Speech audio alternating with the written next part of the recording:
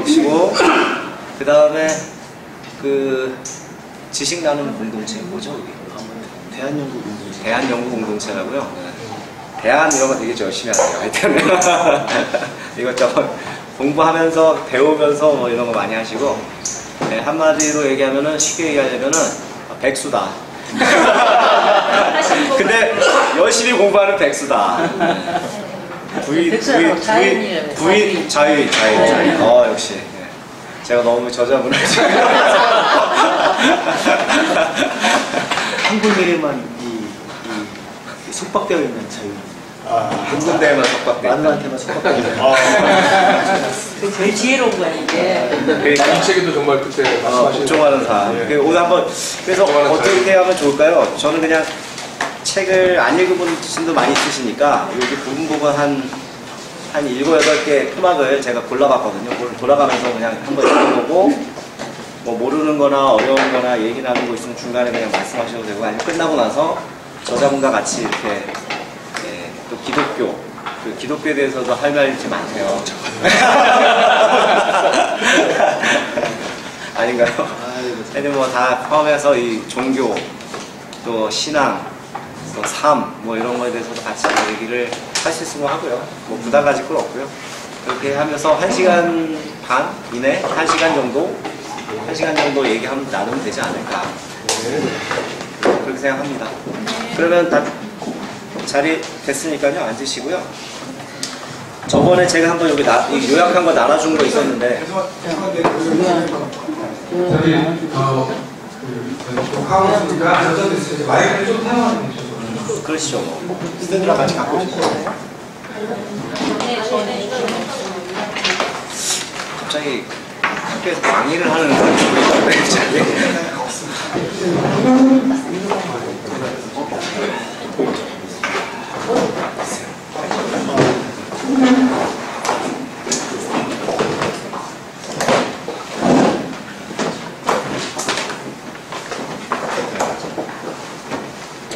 마이크 좋습니다.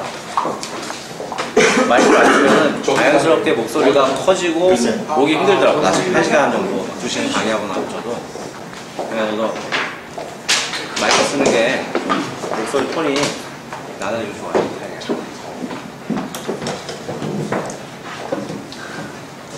그래서 저희 교회 소개를 좀 드리긴 했었는데 미리 저희 교회는 이제 목사님 분이 3분이 계시고요. 삼위일체. 그 생각지 못했는데. 거의 삼위일체 수준이죠. 아니, 3위는 맞는데 1체는 아니에요. 세 분 목사님께서 어찌나 참 헌신적으로 헌신적으로 봉사해 주시고 또 이렇게 의견을 잘 조율해가지고 이렇게 이제 작지만 강한 일당백 한 명 한 명이 100명의 그래서 뭐 예배당도 저희가 소유하지 않고 일정한 또 예산 일정한 비율은 꼭 나누고 하고 열심히 교회 개혁 이런 것도 이제 이런 것도 저희가 하려고 그러고 그런 것보다 이제 내면에 저희가 이제 평화를 꾸면서 같이 산다는 게 되게 중요한 것 같고요. 그래서 지난번에 이제 그 2부까지는 했었는데 이제 3부는 한번 펼쳐보시면요. 그래서 첫 번째가 이제 닮은 두 사람들에서 그 사람이 사실은 닮았다. 그죠? 그래서 여러 가지 얘기를 많이 나오시는데 소크라테스 얘기도 좀 나왔고 170페이지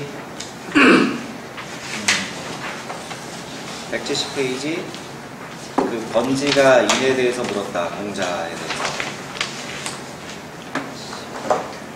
그 부분을 그래서 이제 두 분이 공자와 소크라테스가 좀 달라지만은 또 유사한데 사실은 이제 질문을 하고 그 질문 속에서 답을 찾아가는 과정 속에서 즐거움, 인생의 행복, 또 어떤 내면의 아름다움, 가치 종교, 신 이런 것들을 이제 같이 품게 되는 과정을 이제 하나를 끄집어냈더라고요. 그래서 번지가 이내에 대해서 물었다부터 시작을 해서 한번 읽어보면 좋은데 172페이지 둘째 줄까지를 여기 김태형 목사님 한번 읽어주시죠. 번지가 인에 대해 물었다. 공자가 이렇게 말씀하셨다. 인이라는 것은 먼저 어려운 일에 뛰어들고 얻을 것은 뒤로 미루는 것이다. 안현이 인에 대해 물었다. 공자가 이렇게 말씀하셨다. 자신의 욕망을 이겨서 예로 돌아가는 것이 인이다. 중궁이 인에 대해 물었다. 공자가 이렇게 말씀하셨다. 내가 바라지 않은 것을 남에게 강요하지 말아야 한다. 사마우가 인에 대해 물었다. 공자가 이렇게 말씀하셨다. 인이라는 것은 말을 함부로 하지 않는 것이다. 번지가 인에 대해 물었다. 공자가 이렇게 말씀하셨다. 사람을 아끼는 것이다. 공자와 제자들이 인에 대해 나눈 대화를 몇 개 인용해 보았다. 물어본 사람마다 공자의 대답은 다르다. 논어에서 번지는 인에 대해 2번 물어보는데 공자는 질문을 한 사람이 같은데도 물어본 때와 상황이 다르기에 다른 대답을 한다. 아마 소크라테스가 인 자체에 대해 알기 위해 공자에게 인에 대해 물었다면 공자는 인 자체에 대해 이야기하지 않고 인이란 상황에 따라 달리 드러나는 인의 여러 모습일 뿐이라고 지적했을 것이다. 그럼 공자와 소크라테스는 이 부분에서 완전히 다른 방법을 추구하는 것일까? 소크라테스는 평생 그것 자체를 캐묻고 다녔지만 그것 자체를 찾지 못했다. 그것 자체를 안다고 하는 사람들이 그것 자체를 모른다는 사실을 폭로하고 다녔지만 정작 누군가가 자신에게 그것 자체에 대해 물으면 자신은 모른다고 한다. 아마 소크라테스가 찾으려는 그것 자체는 고정된 어떤 것이 아닌 것 같다. 어쩌면 그것 자체는 소크라테스처럼 찾기 위해서 캐묻고 다니는 과정에서 그 답을 찾을 수 있을지 모른다. 곧 그것 자체에 대한 답은 그것 자체가 무엇인지 묻는 물음에 있다.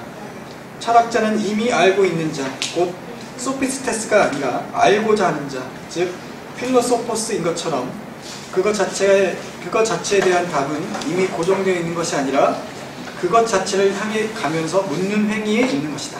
예. 그래서 이것이 이제 묻는 행위.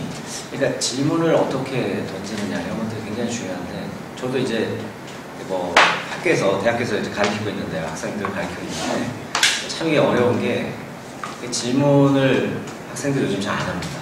거의 안 해요. 그래서 이제 질문을 잘 던져야죠. 질문을 던져야서 그리고 이게 질문을 어떻게 하느냐가 되게 중요하거든요. 자기 삶 속에서 내가 모르는 것을 어떤 걸 모르는지 알아야지 질문할 수 있거든요. 그러니까 학생들 질문을 안 하는데 질문을 어떻게 던져야 될까 이렇게 항상 저도 고민을 하는데, 저도 진도를 쫓기다 보니까 그냥 지식을 전달하고 그냥 내용을 쉐어하고 이런 쪽에 이제 많은 것들 포커스 맞춰놓고 있는데, 질문을 어떻게 할 것이냐가 되게 중요하고, 특히 이제 여기 파란색으로 나온 것 중에서 인에 대해서 물었을 때 내가 바라지 않는 것을 남에게 강요하지 말아야 한다. 이거는 이제 저희 기독교 전통에서도 나왔던 어떤 그런 거죠. 가장 작은 자를 모시고 가장 작은 자를 가장 아끼고, 또 너가 대접받으려면은 네가 대접받고 싶은 대로 남을 대접하라. 이런 것들이 기억이 났는데요. 그래서 이제 그 물음이라는 것들을 이제 근본 물음과 생활 물음으로 나눠서 본말 뭐 이런 것들이 어떻게 물을까? 두 사람의 이제 공통점이 계속 묻는다는 것이죠. 모르는 걸 모른다고 얘기하기 때문에. 그래서 근본 물음, 뭐 생활 물음 얘기를 하는데 173페이지 밑에서 넷째 줄에 보면은 근본 물음과 생활 물음의 관계는 해서 174페이지 첫 번째 문단까지 피울 힘을 준다까지를 박창훈 목사님 읽어주시면은 묻는다는 거 꼭 해주면 좋을 것 같습니다. 근본 물음과 생활 물음의 관계는 앞에서 이야기했던 본말의 관계와 같다. 우리는 대지의 굳건히 설 수 있는 힘이 되고, 가지와 잎은 나무가 매일의 삶을 지속하는 데 필요한 역할을 하듯이 바쁘게 일상생활을 할 때의 근본 물음은 한여름의 뿌리처럼 대지에 버티고 서서 매일 닥치는 생활 물음의 굳건한 토대가 된다. 그러다 혹한의 겨울, 잎이 다 떨어진 앙상한 나무가 든든한 뿌리의 힘으로 버티듯이 근본 물음은 시련과 고통의 시기를 버텨나갈 수 있는 힘이 된다. 한겨울을 견뎌낸 나무가 몸에 나이테를 새기듯이 근본 물음과 함께 견뎌낸 시련과 고통은 눈에 보이지 않는 나이테를 나에게 새겨 앞으로의 삶의 무성한 잎과 아름다운 꽃을 피울 힘을 준다.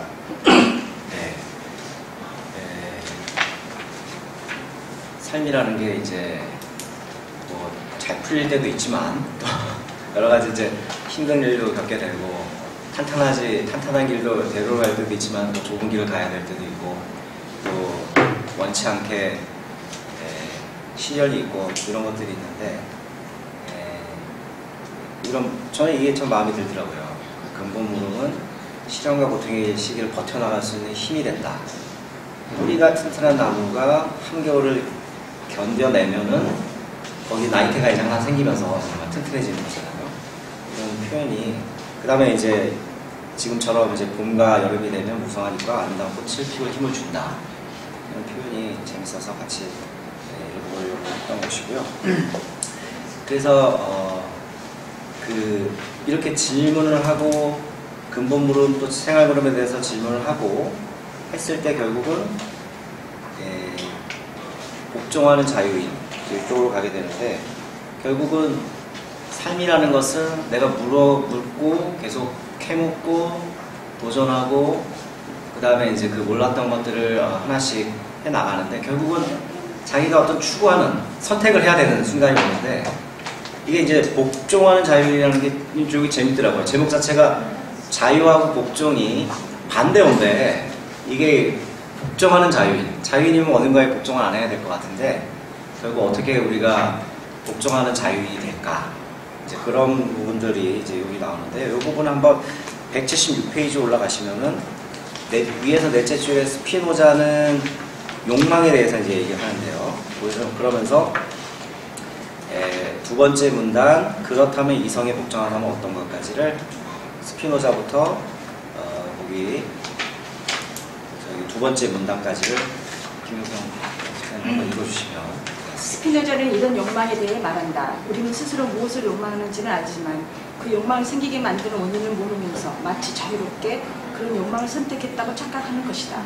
내가 과거에 욕망했던 것, 지금 욕망하고 있는 것에 대해 생각해보면 스피노자의 이 주장을 부정하기는 어려울 것이다.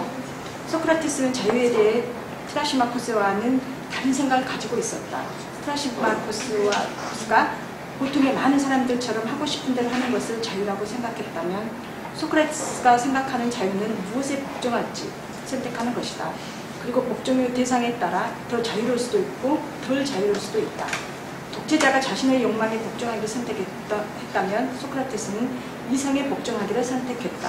그에 따르면 이성에 복종하는 것이 인간을 더욱 자유롭게 한다. 그렇다면 이성에 복종하는 삶은 어떤 삶인가? 네. 그래서 결국은 이것이 이제 내가 이제 결국 무엇에 복종할 것을 선택하는 것이 이제 자유라는 것인데요. 그 177페이지에는 이제 우리가 알게 모르게 사실은 그 우주공간 이제 그래비티라는 영화도 있었잖아요. 그래비티 영화를 보면은 우리가 이제 중력 때문에 중력에 이제 복종을 하고 있는 거죠. 사실 그 자연 법칙에 우리는 모르고 있지만은 거기 그 중력이라는 법칙에 우리가 복종하지 않고 중력의 법칙이 작용하지 않는 우주 공간에 가보면은 우리가 복종을 하지 않는 우주 공간에서 오히려 굉장히 살 수가 없잖아요. 사실은 우주복이 아니면 굉장히 이제 부자연스럽죠. 그래서 그래비티 영화도 보면은 영화 보신 분도 있고 안 보신 분도 있지만 그 여성 우주 비행사가 땅에 이제 착륙해가지고 발을 디디는 장면이 굉장히 인상 깊게 이제 찍혔던 생각이 나는데요.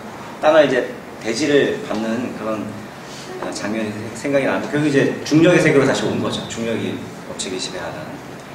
두 번째는 떠도는 난민의 비참한 삶에 대해서 그 다음에 나오는데 국가의 어떤 법과 질서에 복종하지 않는 난민의 개념이죠.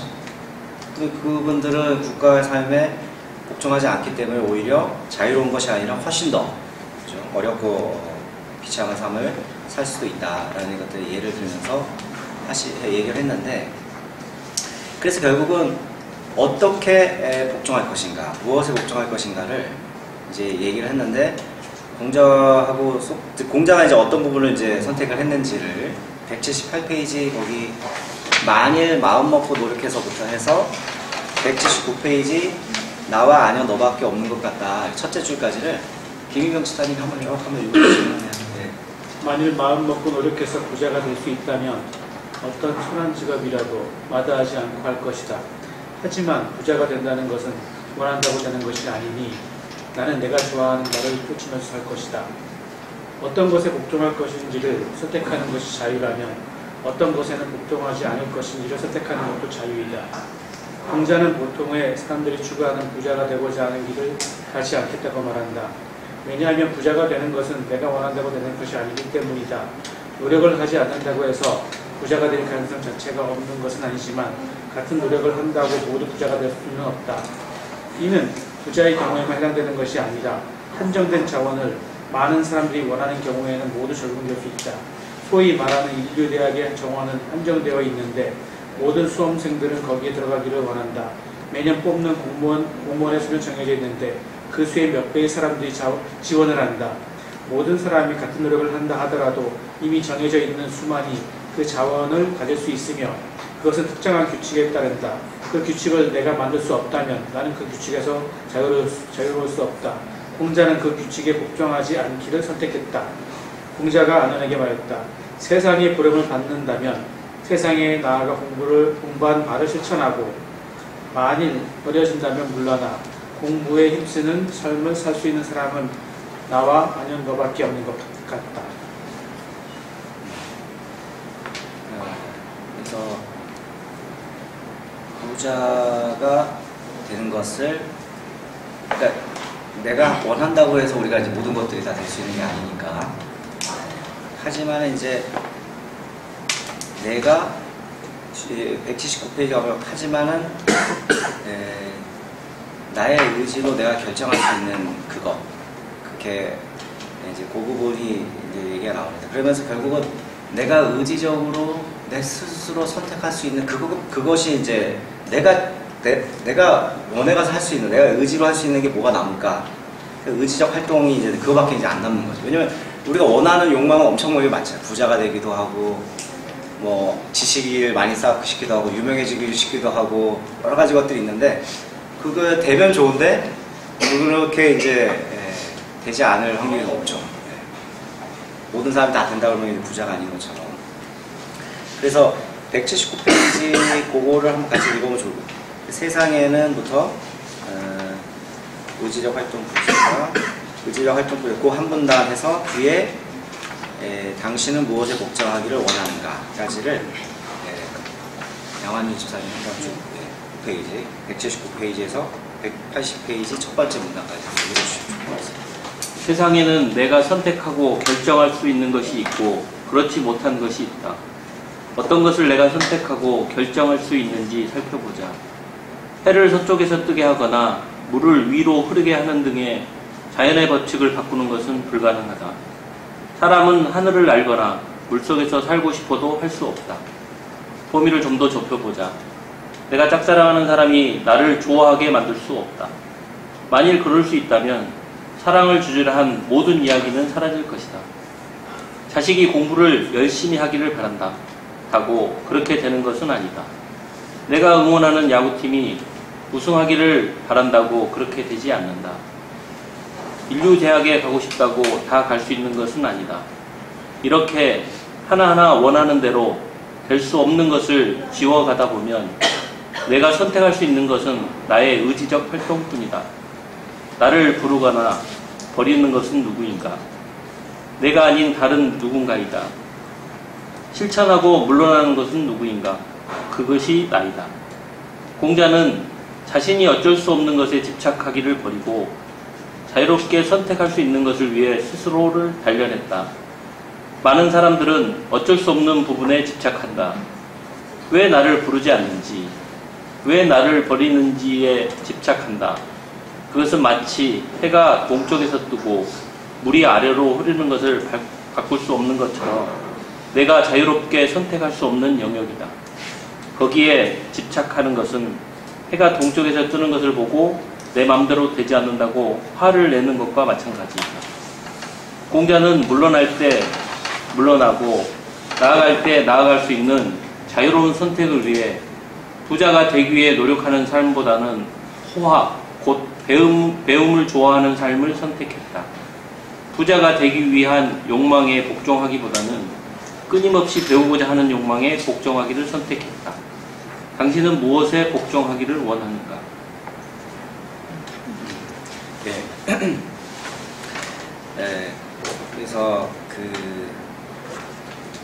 계속 이 책에서도 무엇에 복종하기를 원하는가 이제 계속 끊임없이 이제 우리한테 질문을 던지는데 그거에 대한 이제 답으로 그거에 대한 얘기를 하기 전에 잠깐 이제 귀신에 대한 태도, 귀신 뭐 이런 이제 그 논어에서 나왔던 얘기가 조금 나오는데 학교라는 게 이제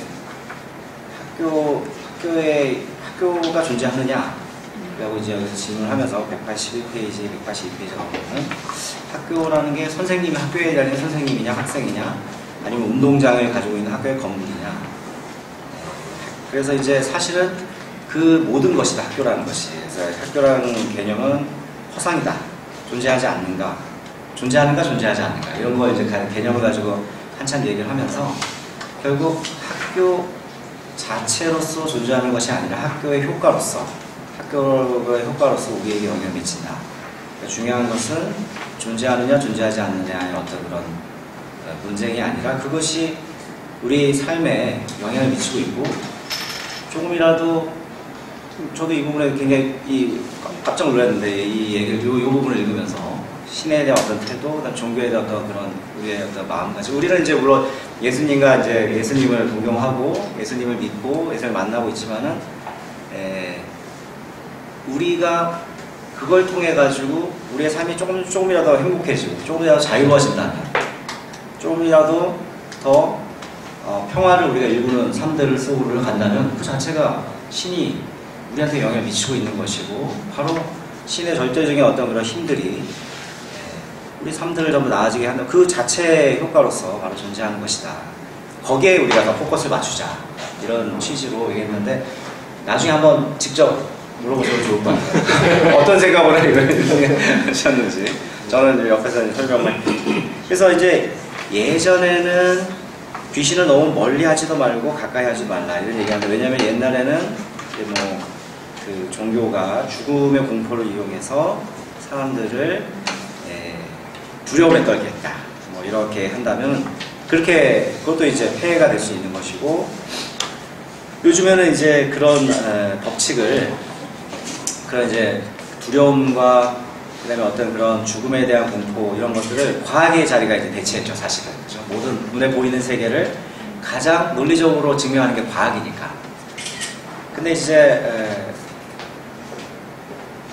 정말로 그러면은 종교 그다음에 어떤 믿음 이런 것들이 필요 없는 것이냐? 그렇지 않다 이렇게 얘기하고 있는 것입니다. 189쪽으로 한번 가볼까요? 189쪽의 둘째 줄 보시면은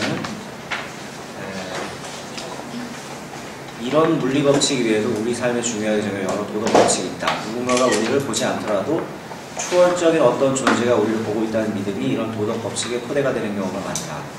우리 안에 있다가 여겨지는 그런 존재를 다이몬, 양심, 차마 어쩌지 못하는 마음으로 말할 수 있고 우리 밖에 있다고 여겨지는 존재를 신, 귀신, 소신 등으로 표현한다. 이런 존재가 실제로 있는지 없는지는 알 수 없지만 우리가 남을 해치거나 공동체를 파괴하는 어떤 행동을 하려 할 때 그것을 막는 역할을 하고 있다. 그 효과로서 존재한다. 그 효과로서 우리 삶에 영향을 미치고 있다. 그 효과로서 우리가 좀 더 행복하고 자유로워지고 아름다운 공동체를 꿈꾸게 만들고 우리 공동체 안에서 평화를 일궈 나갈 수 있는 힘들을 우리한테 주고 그 자체가 존재하는 것이다. 그 자체가 바로 중요한 것이다. 이렇게 얘기를 하고 있는 것 같다고 저는 이해를 했는데요. 190페이지 다시 한번 물어보자. 신은 존재하는가? 그것은 알 수 없다. 하지만 신의 작용은 있다. 신의 작용은 신의 존재보다 우리의 믿음에 더 의존한다. 마치 중력을 믿고 그것을 통해 세상을 해석하며 살고 있듯이 우리가 우리 내면의 신의 목소리를 인정하고 귀 기울인다면 그것은 우리 삶에 어떤 작용을 한다. 우리는 신과 함께 공존하며 살아간다. 하지만 우리가 그 목소리를 귀 기울일 중단한다면 그것은 아무 작용을 하지 않는다. 그것이 바로 신의 죽음이라고 할 것이다. 그래서 193페이지 이제 계속 눈에 보이지 않는 보물, 눈에 보이는 세계, 보이지 않는 세계. 우리 예수님도 이제 그런 얘기를 했던 것이죠. 천국의 보물을 쌓아라. 이 지상이 아니라 193페이지 예수는 천국의 보물을 쌓으려 했다부터 그 다음 194페이지 우리 삶을 천국으로 이끈다까지 이게 또 내용이 재밌더라고요. 그래서 그 내용 한번 이승혜 집사님 읽어주시죠. 예수는 천국의 보물을 쌓으라 했다. 천국의 보물을 쌓는다는 것은 어떠합니까? 천국이 있는지 없는지는 알 수 없다. 이 땅에서 눈에 보이는 재물을 모으는 행위가 천국의 보물을 쌓는 것은 아닐 것이다. 이미 예수는 부자가 천국에 가는 것은 낙타가 바늘 구멍을 통과하는 것만큼 어렵다고 했기 때문이다. 성경에는 예수가 말한 여러 비유가 기록되어 있다. 그런 비유처럼 예수가 이야기한 천국이 말 그대로 하늘에 있는 나라를 이야기하는 것이 아니라 비유라면 어떻게 해석할 수 있을까? 우리는 이 땅에서 천국과 지옥을 경험한다. 내가 사랑하는 사람과 함께 있을 때 나는 천국을 경험한다. 내가 사랑하는 사람과 싸우거나 헤어질 때 지옥을 경험한다. 가족과 이웃과 서로 돕고 나누며 사는 곳은 천국이다. 전쟁이 벌어지는 곳은 지옥이다. 천국과 지옥은 완전히 동떨어진 세계가 아니다. 우리는 같은 대상에게서 천국과 지옥을 동시에 경험한다. 그렇다면 천국이나 지옥의 원인은 나의 바깥에 있는 것이 아니라 나의 바깥의 대상은 그대로 있기 때문이다. 곧 세상은 나의 마음에 따라 천국이 되기도 하고 지옥이 되기도 한다. 내 마음의 보물이 내가 사는 세계를 천국으로 만든다. 공자 소크라테스가 제안하는 삶, 그들이 몸소 보여주는 삶, 내면의 보물을 간직하는 삶은 우리를 천국으로 이끈다. 여러분 모두 천국의 삶을 살고 계시죠? 그러신가요? 제 대답이 제일 크게 나오시는데 좋습니다. 천국의 삶을 여기서 사셔야죠. 마음속의 평화를 이끄시면서. 자, 여기서 이제 2장 두 번째로 가시는데요. 그래서 이제 눈에 보이는 세계가 보이지 않는 세계를 계속 얘기하면서 동양적 사고와 이제 서양적 사고가 좀 다르다. 세계는 이제 겹쳐 있고 있는 것과 없는 것이 이제 같이 서로를 생성하고 보이지 않는 세계를 볼 수 있는 어떤 내면의 감각 그런 것들을 이제 얘기를 하고 있는데요. 그래서 우리가 이제 밖의 것들을 이제 관심을 쏠 수밖에 없죠. 우리나라도 저도 그런데 저도 항상 이제 잠자기 전에 제 머리맡에 두 가지를 딱 놔뒀습니다. 하나는 스마트폰, 하나는 책. 책을 읽으면서 스르르 잠을 자고 싶은 꿈을 꿔요, 항상. 그래서 손을 이렇게 딱 짚으면 스마트폰으로 다시 소리가 이렇게 해서 뉴스 업데이트된 거 뭐가 있을까? 스포츠 결과는 어떻게 됐을까? 이메일 온 건 없을까? 응? 누가 나한테 카톡을 보낸 건 없나? 혹시 또 저는 이렇게 되더라고요. 두 개를 이렇게 딱 던져놓고 머리맡에다가 책으로 이렇게 딱 아니면 뭐 책으로 딱 손이 가거나 킨들로 손이 가야 되는데 이 스마트폰으로 손이 가더라고요. 우리가 이 감각이 이제 그쪽으로 계속 발전할 수밖에 없는 거예요. 지하철 타보세요. 아마 우리나라 사람들만큼 이렇게 스마트폰을 열심히 보고 있는 나라가 아마 유럽이나 이런 데 어떨지 모르겠네요. 요즘 안 가봐가지고.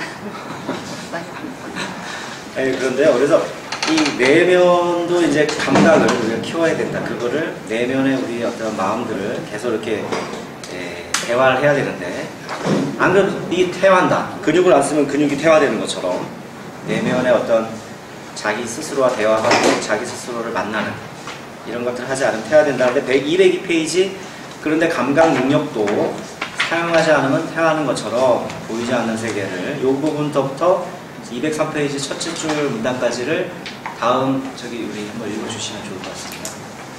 그런데 감각 능력도 사용하지 않으면 네. 그런데 감각 능력도 사용하지 않으면 태화되는 것처럼 보이지 않는 세계를 인지할 수 있는 능력도 사용하지 않으면 태화된다.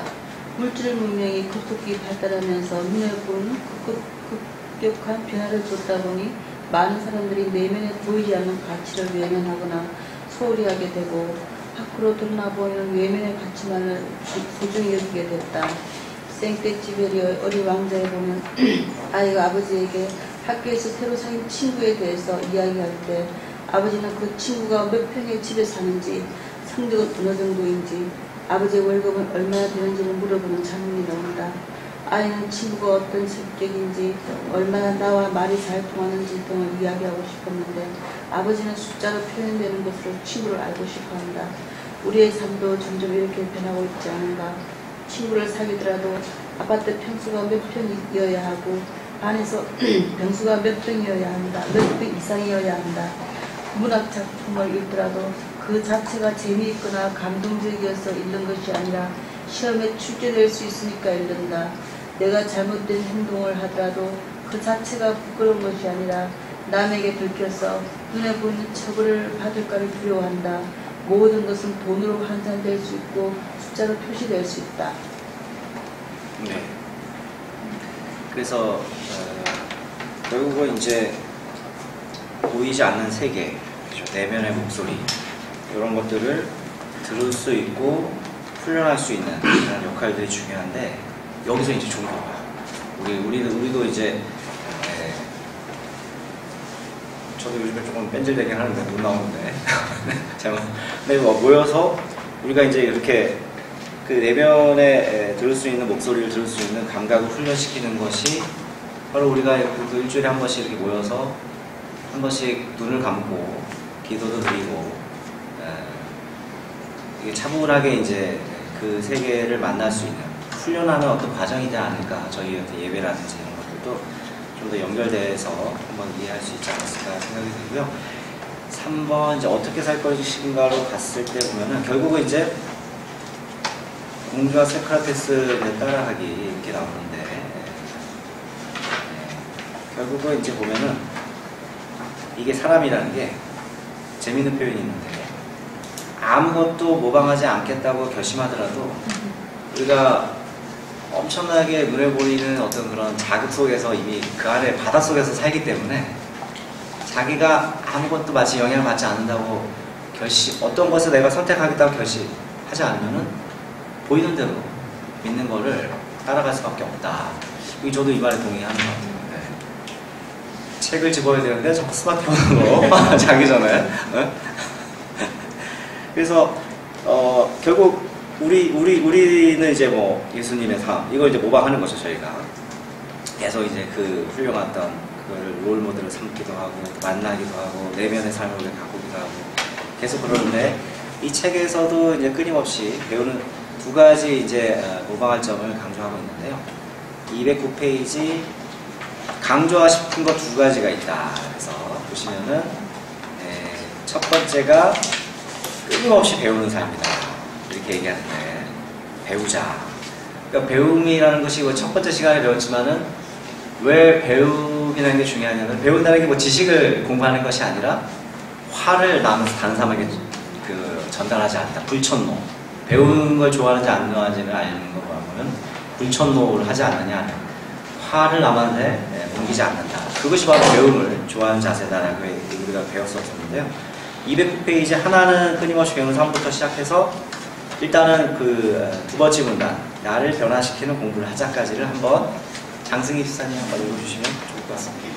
하나는 끊임없이 배우는 삶이다. 인간은 그것을 배움을 좋아하는 삶이라고 했고 소크라테스는 캐묻는 삶이라고 표현했다. 공부는 언제까지 해야 하는 것일까? 아마 대부분의 사람들은 고등학교든 대학교든 또는 대학원이든 최종 학년을 마치면 공부는 끝이라고 생각할 것이다. 공부 자체가 목적이 아니라 공부를 다른 것을 얻기 위한 수단으로 여긴다면 그럴지도 모른다.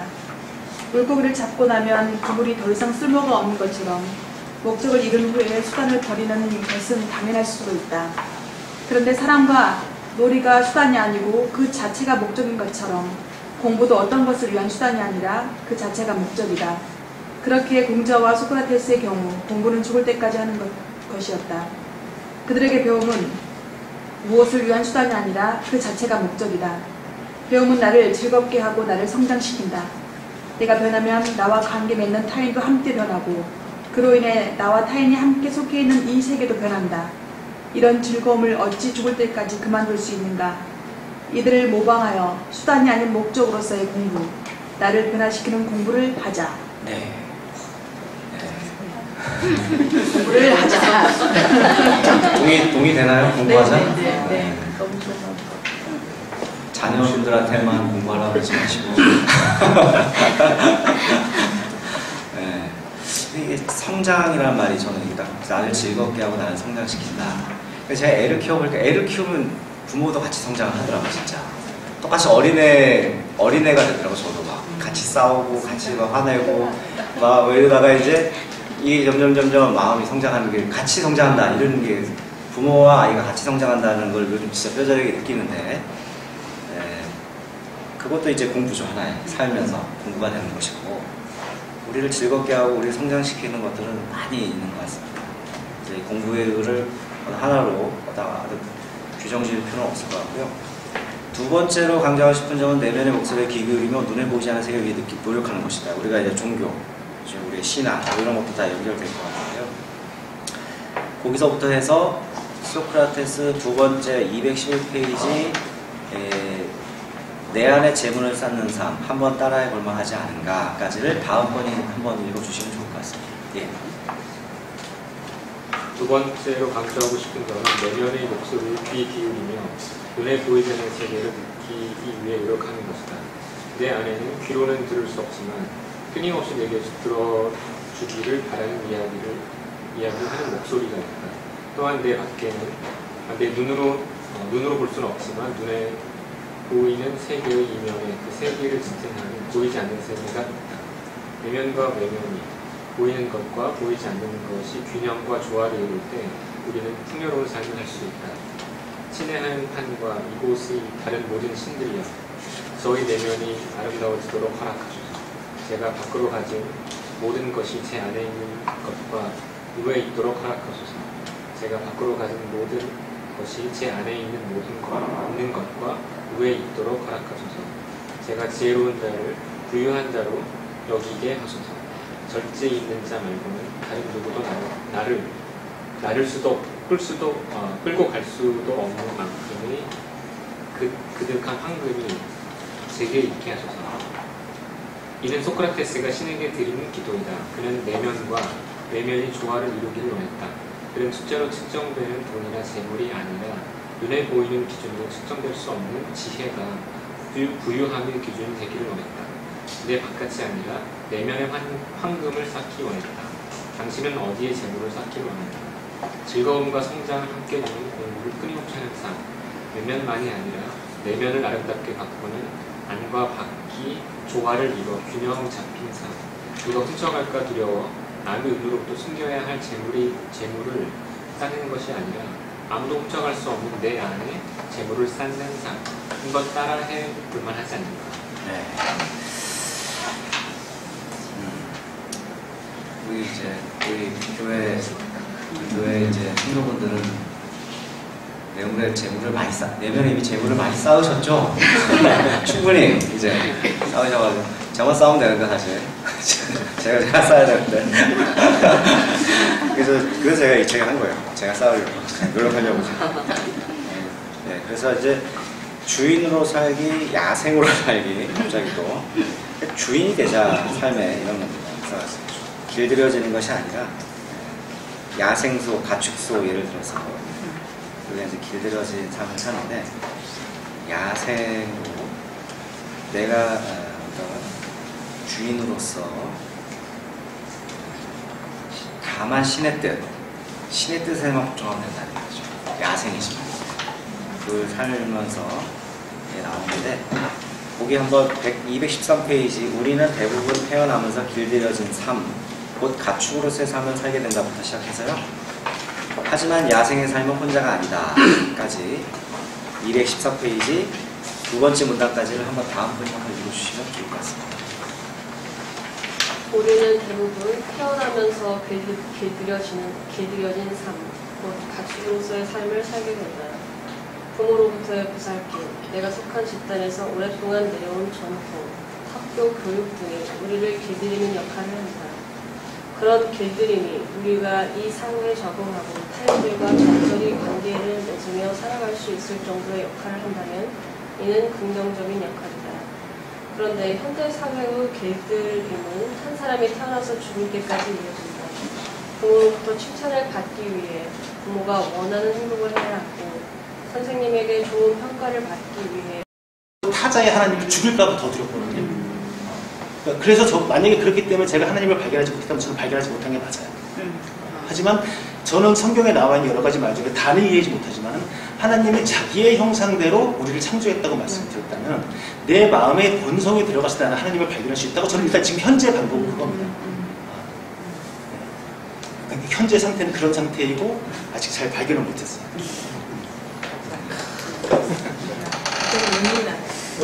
모르겠어요. 또 다른 질문. 네, 제가 질문 하나 드릴까요? 네.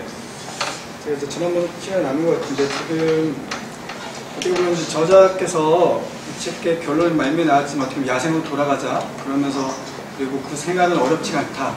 친구가 있기 때문이라고 결론을 해주셨는데 제가 149페이지를 보니까 맹자와 또 순자를 이야기하면서 맹자야 순자는 이제 선한 본성을 회복시킨 방법을 통해서 교육과 제도를 말씀을 하셨더라고요. 그래서 맹자는 교육과 제도를 통해서 인간의 선한 본성을 회복시키기 위한 교육과 제도가 필요하고 순자는 그것을 악한 본성을 억누르는 교육과 제도가 필요하다. 그렇고 얘기하면서 앞부분에 몇 페이지는 제가 체크를 그랬지만 시스템으로서 중요, 그러니까 예악을 얘기하면서 어떻게 보면 책의 말미에는 어떻게 보면 야생으로 돌아가자 어떤 개인의 어떤 자유와 선택 그리면서 행복을 추구하는 것에 관심을 두면서 갔지만 결국은 이것들이 조화를 이루는 세상에 대한 시스템 그런 사회, 좋은 사회를 만들어가기 위한 그런 과정이 이제 필요할 것 같은데 혹시 모르겠어요. 제가 낭만적으로 결론을 내신 것 같더라고요. 그러니까 예를 들면 이렇게 우리가 좋은 걸 선택하게 되면 좋은 사람이 되고 그런 사람이 좋은 영향이 있게 되고 그러면 좋은 사회가 된다. 뭐 이런 식으로 제가 잘못 읽었을지 모르겠지만 잘 읽으셨어요. 그래서 제가 뭐라고 했냐면 인의 맹자와 이데아 플라톤이 근간에 나오는데 이 책 혹시 그러면 그런 좋은 사회를 만드는 어떤 시스템이나 과정 그런 제도를 어떻게 하면 확립할 수 있을까라는 어떤 책에 대한 주제가 아닐까라는 생각도 해봤어요. 그래서 말씀 나온 김에 이제 그런 걸 갈 수 있는 어떤 방향성이라든가 아니면 뭐 근간에 나온 책에 대한 이야기 소개도 좀 얘기 좀 듣고 싶습니다. 그 얘기를 질문을 듣다 보니까는 제가 그런 의도로 다음 책을 쓴 것 같긴 하네요. 그 다음 책의 원고는 다 집필을 했는데 또 사야 되나? 잠깐 말씀드리면 맹자에 대해서 그가 가지고 있는 개인 인간의 본성에 대한 그 물음에 대한 것과 또 하나는 그의 정치 철학에 대한 소개를 했고요. 그 다음에 플라톤에 대해서는 이 국가라는 대화편을 중심으로 해가지고 그가 가지고 있는 인신론부터 어떤 그 교육론, 그 다음에 그 어떤 그 정치 체제에 대한 그의 어떤 사상들 이런 것들에 대해서 소개를 하면서 여기서 3부에 해당되는 부분들 민주주의라는 물음을 가지고 좀 던졌어요. 그래서는 기본적으로 우리가 삶을 살아가는데 두 가지 축이 있다고 생각을 하는데 하나는 무엇이냐면은 이 사회가 그러니까 인간이라는 이름을 지었다는 것 자체가 사람은 혼자서 개인적으로 천성처럼 유아독존처럼 살 수는 없고 이미 관계망 속에서 있다는 것이 인간이거든요. 제가 지금 말씀드리는 것은 진화론이라든가 아니면 어떤 생물학 이걸 얘기하는 것이 아니라 그냥 우리가 과거에 호모 사피엔스가 어떻게 살았고 네안데르탈인이 어떻게 살았고 유인원이 어떻게 살았는지 모르겠지만 우리가 인간이라는 어떤 가상이 됐든 실제가 됐든 그걸 생각하는 것 자체는 공동체 속에 살게 돼 있습니다. 그럼 적어도 그 공동체를 어떻게든 좀 낫게 하는 방향으로 노력을 해야 되는 것이 하나가 있습니다. 그것은 나를 조금만 약간만 밖으로 나가면 니체가 이런 말을 했는데 소하고 인간을 구분을 하면서 소는 내가 지금 이 여물을 씹으면서 저거를 내일 내가 먹어야지, 한 달 뒤에 이걸 먹어야지, 그럼 누구한테 한 달 뒤에 이걸 받아야지 이런 생각을 하지 못한다는 거예요. 계약을 못한다는 것이죠. 하지만 인간은 약속을 한다는 겁니다. 그 얘기는 뭐냐면 인간은 미래에 대해 생각을 한다는 얘기거든요. 그럼 우리가 공동체에 대한 어떤 것을 생각을 한다는 것은 내가 앞으로 살아갈 공동체도 있지만 또 우리 후손이 살아갈 공동체가 있다는 얘기죠. 그럼 그거를 어떻게 변화시킬 것인가, 더 나은 방향으로 할 것인가 끊임없이 노력해야 되는 부분도 있고, 또 하나는 뭐냐면 제가 공자에 대한 얘기를 쓰면서 이런 말씀을 드렸는데, 공자가 한마디로 얘기하면 안 되는 줄 알면서 왜 그랬을까? 변화가 안 될 줄 알면서도 그런 행위를 계속 했다는 것이죠. 그러면 제가 이런 비유를 했죠. 우린 지금 내가 눈을 떠보니까 지금 깜깜해요.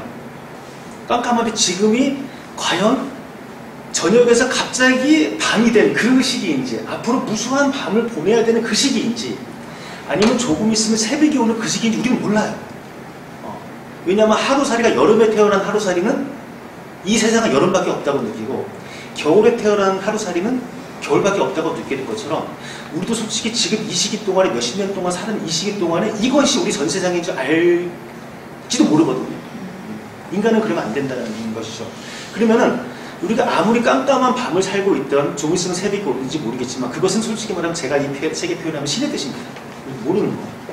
하지만 그 안에서도 내가 견디는 삶을 살아나는 것, 그 안에서도 즐겁게 살아갈 수 있는 것, 이것이 또 하나의 우리 두 가지의 어떤 책무라고 생각을 하고, 그 중에서 특히나 우리 사회, 제가 이제 이 책에서 좀 더 이 부분을 좀 강조한 것은 아까 말씀드렸던 것처럼 야생의 삶이라든가 내면을 돌아보기라든가 어떤 개인이 어떻게 충만한 삶을 살 것인가에 강조하는 것은, 이 사회가 워낙에 아마 이제 한 1, 20년 전의 삶과 지금의 우리를 비교를 해보면은 미셸 푸코가 얘기했던 것처럼 규율에 의한, 규율 권력에 의한 꽉 짜여진 삶을 우리는 살고 있거든요.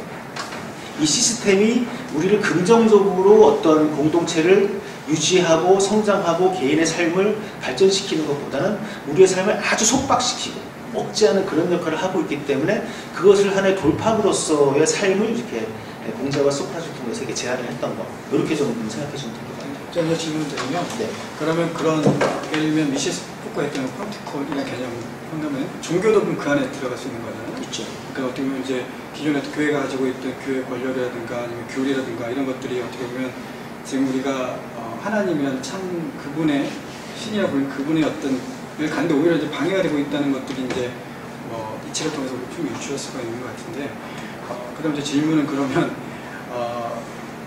저자가 여기서 회개라는 측면을 좀 언급하셨고, 그 회개가 이제 메타노이아가 이제 우리가 얘기했던 어떤 죄를 고백하는 차원이 아니라 어떤 의식의 전환 혹은 가치관의 변화 뭐 이런 식으로 얘기했단 말이죠. 그러니까 그런 측면을 봤을 때 이 책에서 통해서 저자들이, 특히 저자들이 가질 수 있는 어떤 정리가 안 되지만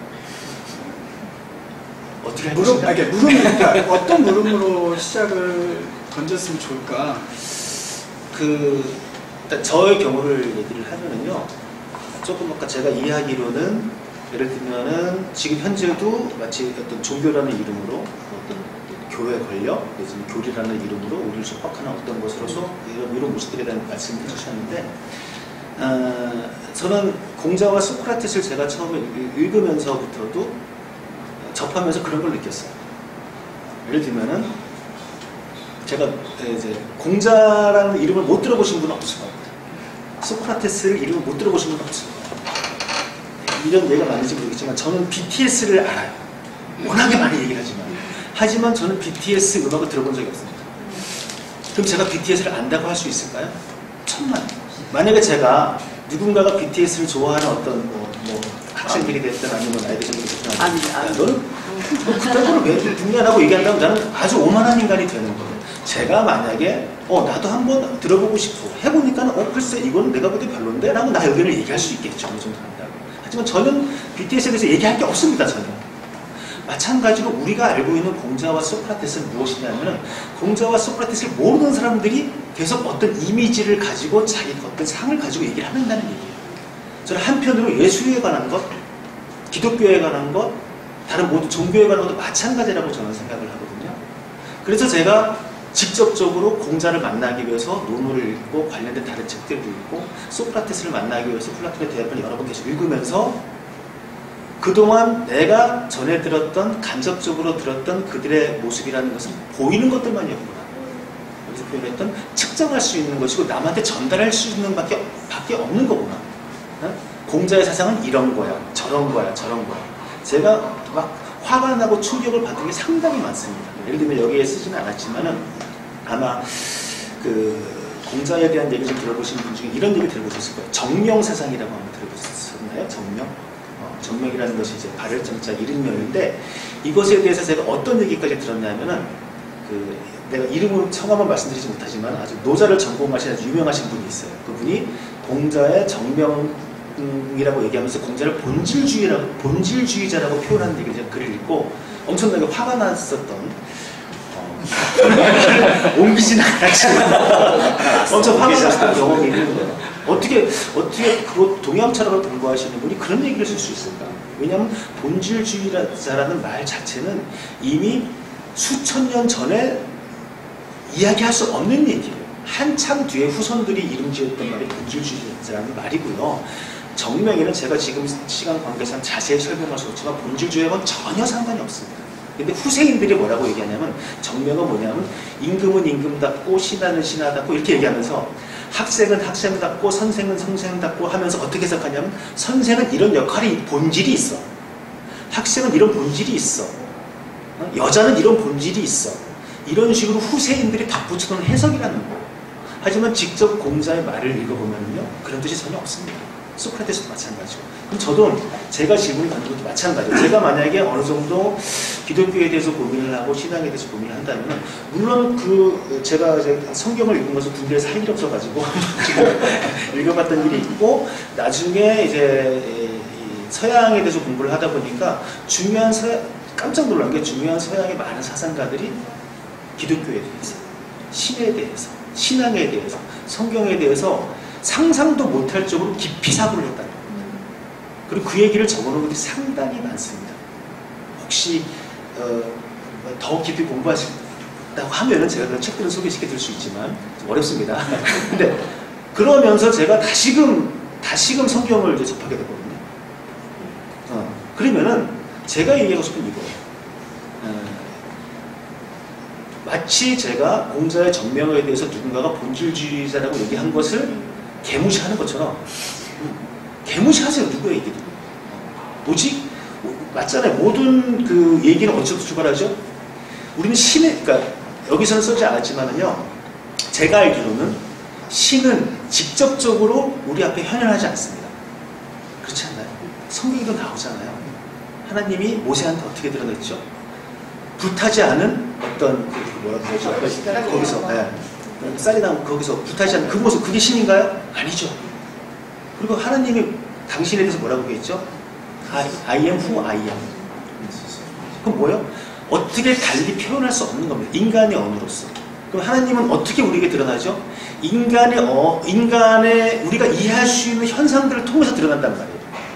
그리고 성경에도 많이 나와 있습니다. 뭐라고 나와 있냐면 누군가가 뭐 기적을 얘기하거나 이런 것들을 얘기할 때 그들이 다 하나님의 뜻이라고 보지 말아라. 거짓 예언자들이 창궐할 것이라는 얘기가 많이 나와요. 그럼 과연 한번 생각해 보세요. 우리 어떻게 알죠? 누구든 예수님이 얘기한 기적은 하나님의 뜻이고, 예? 누군가가 드러난 기적은 사단의 뜻이고, 어떻게 알아요? 결국은 우리가 의지할 수 있는 것은 제가 볼 때는 하나 성경이고, 기본적으로 드러난 것은 성경이고, 또 하나는 바로 하나님이 자신의 형상대로 창조한 우리의 어떤 이런 내면의 본성 이것이 아닐까 생각한다는 것이죠. 제가 질문에서 너무 이렇게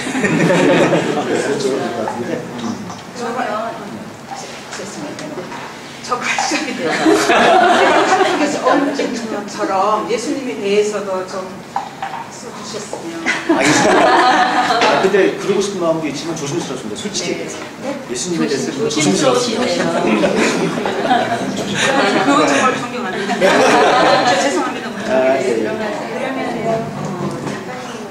작가님께서는 지금 공자의 내면의 소리 또 소크라테스의 다이나몬 이런 것들을 신의 효과라고 연결시키시면서 기본적으로는 선하다고 보시는 거죠. 다. 어떤 선하다. 선하다. 예. 이끌어가는 그 모든 방향들이 그것들은 다 선할 것이다라는 것을 전제로 하고 말씀하시는 겁니다. 다음 책에 그 얘기가 나와 있는데. 예리하신데. 다음 장 금방 되겠네.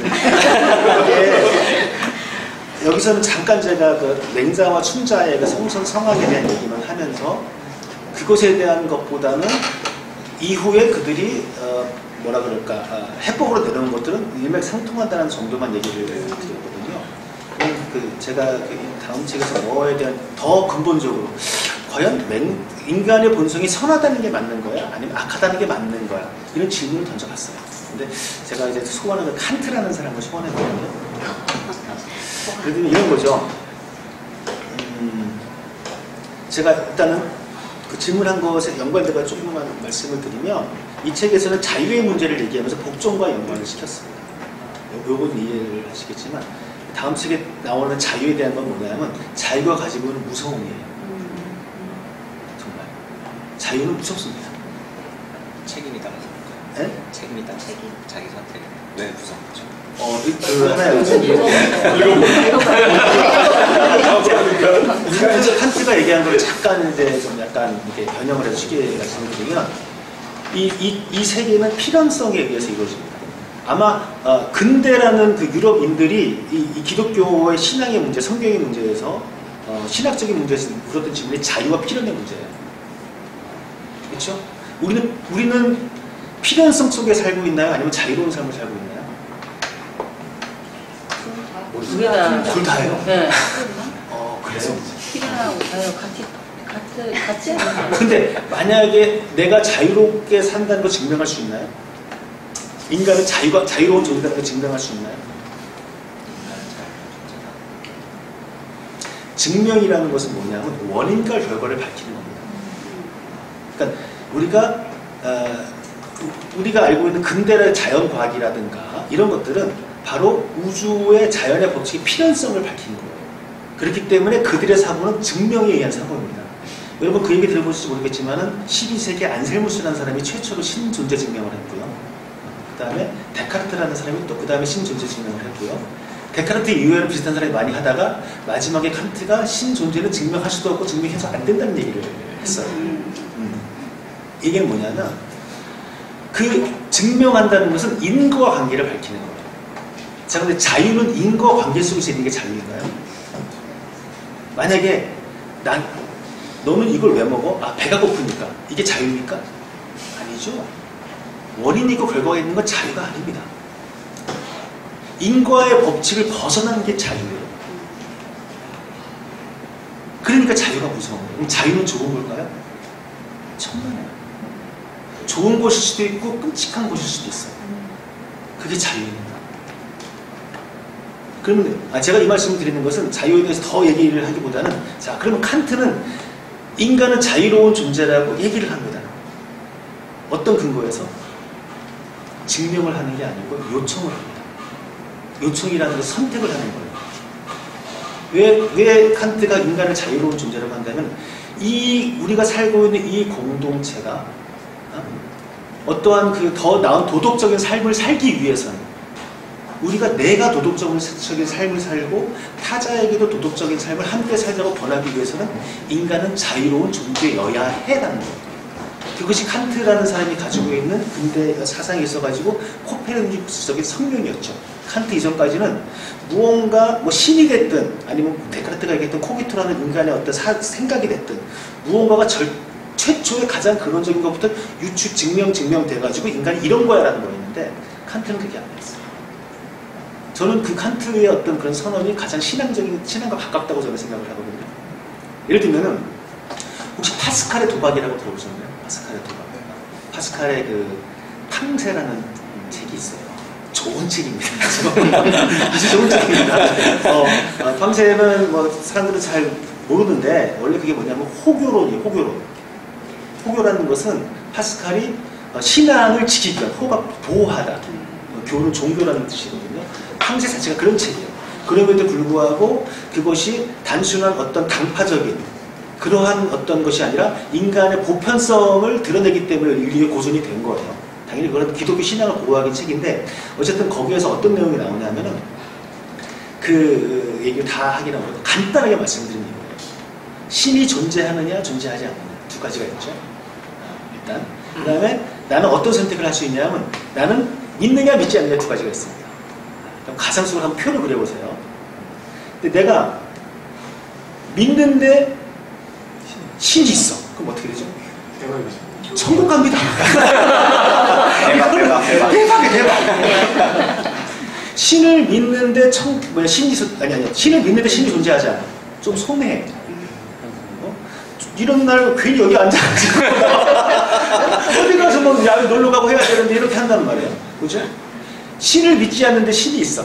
이거는 지옥 갑니다. 네? 쪽박 갑니다. 근데 신을 믿지 않는데 신이 없어. 좀 이익이에요. 요즘 알고 있는 게임 이론의 테이블을 그리면요. 이거 다 평균 내잖아요. 신을 믿는 게 100% 이익입니다. 그렇잖아요.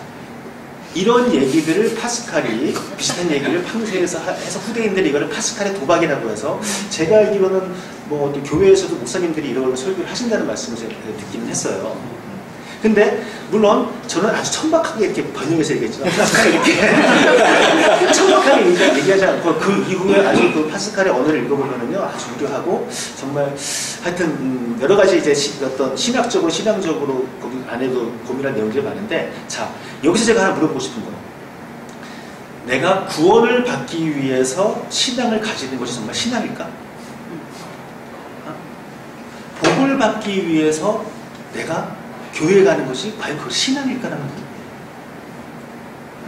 신이 존재해야만 내가 신을 믿는 것이 과연 신앙이냐라는 얘기예요. 데카르트가 신존재 증명을 한 이유는 무엇이냐면 아까 말씀드렸던 것처럼 마르틴 루터의 종교교육. 종교교육이라는 것은 하나의 사건이고 그 이후에 그 시기 동안에 많은 사람들이 과거에 카톨릭의 세계에서 보편적으로 이어왔던 가치관에 혼란이 오면서 새로운 사상들이 우후순처럼 생겨납니다. 그러면서 끊임없이 이게 신이야, 이게 신이야, 이게 신이야, 내가 오라, 내가 오라. 이 이면에는 무역 전쟁이 있고 인간의 탐욕들이 있죠. 하지만 신의 이름으로 전쟁을 벌입니다. 거기에 대해서 데카르트가 하나의 표준을 얘기하려고 했던 거예요. 자기의 독선을 얘기하려고 했던 것입니다. 그것이 신 존재 증명이었어요. 왜? 그때 당시에 많은 대부분의 사람들이 바로 신이 존재하니까 믿으려고 하기 때문에. 자, 근데 거기서 한 200여 년 정도 지난 칸트는 새로운 걸 얘기합니다. 신이 존재하기 때문에 믿는 것이 아니라 신이 존재하지 않는다 하더라도 마치 신이 존재하는 것처럼 사는 것. 이게 신행이라는 얘기죠. 제가 여기서 기독교 문제를 깊이 얘기할 수 없기 때문에 얘기 안 했지만 제가 신의 효과라고 얘기했던 그런 거라고 저는 느끼거든요. 신의 효과가 내가 착한 일을 하니까 하나님의 복을 줘. 저는 이걸 신의 효과라고 생각하지 않아요. 솔직히 제가 알고 있는 제가 감히 기독교를 감히 아직까지 선택하지 못하는 건 뭐냐면 제가 아는 기독교는 그냥 예수님의 길을 따라가는 거거든요. 예수님이 어떻게 살았죠? 당시 사회에서 가장 천한 자들. 네? 그리고 그 당시에 많은 사람들이 가장 천하게 했던 바리새인들, 누구죠? 사마리아인들, 네? 그 창녀들. 이런 편견과 사회적 편견과 이런 고정관념을 깨부수려고 노력하셔서 결국 어떻게 했어요? 십자가에 못 박혔어요. 저는 내가 십자가에 하지만 조금씩 흉내는 내려고 해요. 조금씩. 네?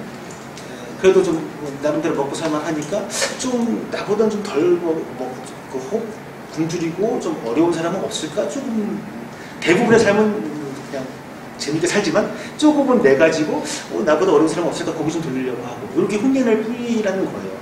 하지만 예수님의 삶을 흉내낸다는 건 정말 어렵죠. 저도 여기는 공자와 소크라테스만 썼지만 예수의 삶도 저는 상당히 모방하고 싶은 그런 대사입니다. 그러면 아까 그 문제 악이라는 그런 부분에 대해서 어떤 식으로 생각하시는지 하고 그리고 지금 이 효과라는 것이 칸트하고 연결하셔서 말씀하시니까 그 선이라는 차원을 근본적으로는 저는 인정하신다고 보거든요. 그 부분하고 연결해서 정말 어려운 문제인데 아니, 저는 솔직히 내가 이제 수업을 할 때는 일주일에 한 번씩 이런 철학 수업을 하고 있는데 이런 질문이 오면요 제 얘기는 하지 않고 그냥 누가 이렇게 얘기했어 누가 이렇게 했어 그만 설명하거든요. 워낙 어려운 문제이고 지금도 잘 모르겠어요 솔직히 정말. 근데 그렇기 때문에 제가 지금 여기서는 맹자와 순자를 말씀드렸고 조금 아까 칸트를 얘기했지만 칸트 이전에도 선과 악의 문제에 대해서 엄청나게 논쟁을 했습니다. 그 문제에 대해서. 그러면 저는 솔직히 좀 이따가 거기에 답을 말씀을 드리고 이렇게 한번 제안을 드리고 싶어요. 한번 정말 선이 무엇일까? 악이 무엇일까라는 것을 내가 한번 고민해보는 거예요. 진지하게. 내가 그 근본 무릎을 가져간다는 얘기죠. 저는 요즘은 어떤 방식으로 하고 있냐면은 그래서 그런 근본 무릎을 가지고 가면서 하나님의 축복인지 모르겠지만은 이 수천 년 전부터 우리의 선조들이 남겨놓은 그런 고전들이 많이 있어요. 그럼 이거 물어보고 싶은데요. 과연 선이 무엇인지 악이 무엇인지라는 물음이 얼만큼 절실하세요? 이거 농담으로 말씀드린 건데 어제 저녁에 주말 드라마의 결과보다 선이 무엇인지 악이 무엇인지를 아는 게 더 절실한가요? 네, 저는 거룩함이 엄청 절실해요. 오케이. 그러시면은 그 절실함을 얻는다는 것은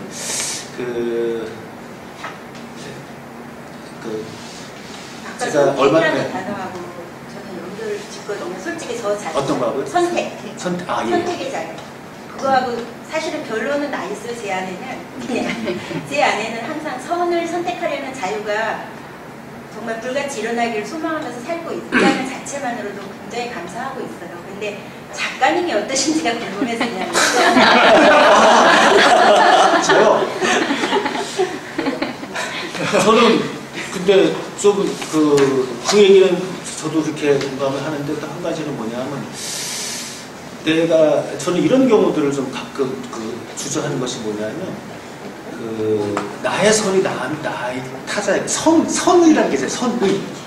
선한 의도가 타자에게 폭력이 되는 경우도 좀 있거든요. 그런 거를 좀 주저하려고 해요. 그렇기 때문에 더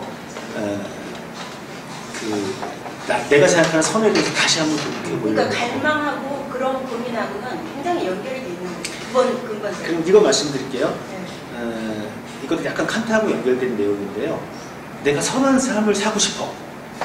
이 욕망하고 제가 좀 과장되게 말씀드릴게요. 나는 명품백을 가지고 싶어. 이 욕망하고 차이는 뭘까요? 욕망이라는 부분에서. 이게 우리가 경계해야 되는 거라고 저는 생각해요. 그런 경계를 계속 질문해 나가는 게 선한 갈망이죠. 그런 경계에 대해서 질문해 나가기 때문에 갈망. 그러니까 저는 악에 대한 존재에 대해서 무조건 신의 효과가 선할 수는 없다라는 거를 조금 얘기하고 싶은 거거든요. 신의 효과라는 것을 긍정적으로만 바라볼 수 없다는 것에 대해서 좀 얘기를 나누고 싶어요. 맞죠? 네. 그러니까 이거죠. 저는 사랑하고 신앙을 상당히 비슷하게 보는데요. 사랑의 효과는 좋은 걸까요? 나쁜 걸까요? 모르죠. 근데 우리는 그러니까 예를 들면 스피노자라는 철학자도 있고 비슷한 사람들 중에서 선과 악에 대해서 오랫동안 중세 카톨릭이 선이나 악이라는 절대적인 조건을 가지고 우리를 핍박해 왔던 것의 반작용으로 인해 가지고 선이라는 것은 인간이 욕망하는 것, 악이라는 것은 인간이 욕망하지 않는 것. 왜? 인간이 고통스러운 것. 이런 식으로 정의를 하고 문제를 풀어나가는 것도 있어요. 인간의 기준으로 인해가지고. 만약 그렇다 그러면 지금 말씀하신 것처럼 우리는 신의 뜻을 할 수가 없죠. 그럼 당연히 신의 뜻이 우리에게 고통으로 다가올 수도 있죠. 그렇다면 아까 제가 말씀드린 스피노자 같은 사람이 얘기하는 악이라 그러면 신의 뜻이 우리에게 악으로 다가올 수도 있는 것이죠. 만약 그렇다면. 그러니까 이 문제는 전제가 뭐냐면 선생님이 생각하는 선과 제가 생각하는 지금 이 자리에서 선이 얼만큼 일치하느냐의 문제. 또 그 악과 내가 생각하는 악이 얼마나 일치하느냐의 문제가 또 있어요.